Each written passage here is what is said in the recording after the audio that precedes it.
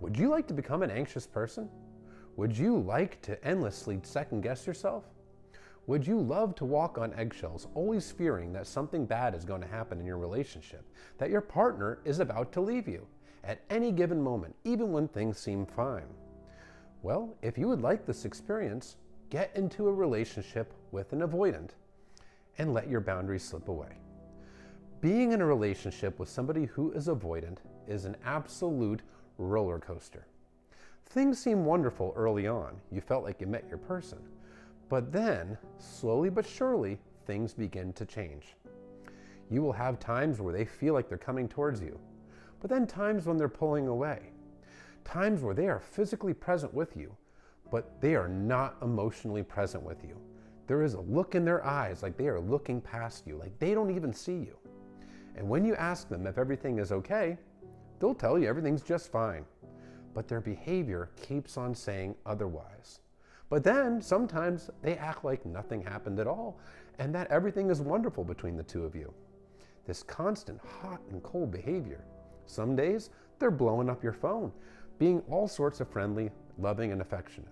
And some days you're lucky to even get a one-word reply back. Or maybe even other days they just don't reply at all. Sometimes they're eager to make plans with you.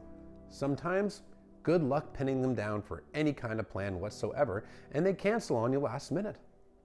Or get married to them and then feel like you're living with a roommate in your house that only gives you breadcrumbs every once in a while, where you are completely alone in the marriage. This is the anxiety-creating experience that is also known as the avoidant.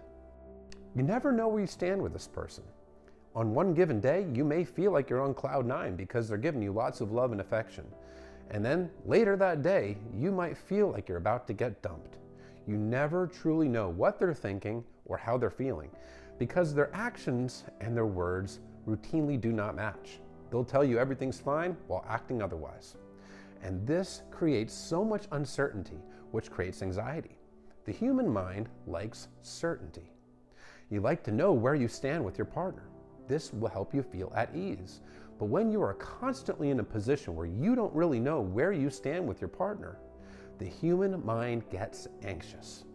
And this is what happens when you're in a relationship with somebody who is emotionally unavailable and emotionally disconnected.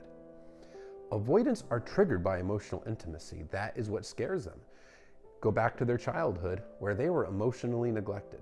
The people who were supposed to be there for them weren't. The people who were supposed to nurture their emotions as children did not do so.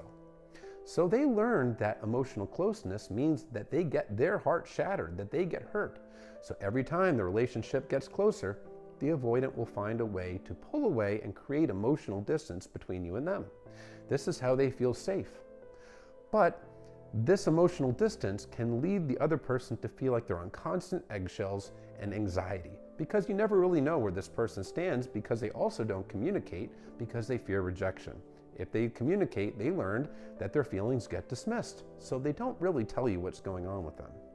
You are living in this constant state of uncertainty, and uncertainty is the place to be if you enjoy anxiety. It's hard to be your true authentic self with somebody who is severely avoidant if you want the relationship to last. Now, by lasting, it won't be fulfilling because your needs won't be getting met. The emotional intimacy that you long for just simply won't be there because this person fears it. So in order to make the relationship last, you need to walk on eggshells, avoid asserting yourself, avoid actually vocalizing your wants, your needs, and just accept the fact that emotional intimacy is not going to be there. And you have to tiptoe around the avoidant. You have to cater to them and walk on eggshells. Because if you assert what you want and need, the avoidant is likely to pull back and possibly run away altogether. You have to unfortunately cater to them if they are unwilling to actually do the work to heal themselves and become securely attached people that are capable of actually getting feedback and reciprocating the energy in a relationship. They're capable, but if they're not doing the work, the result is one anxiety-producing experience that can really lead you down the slippery slope that is called anxious attachment.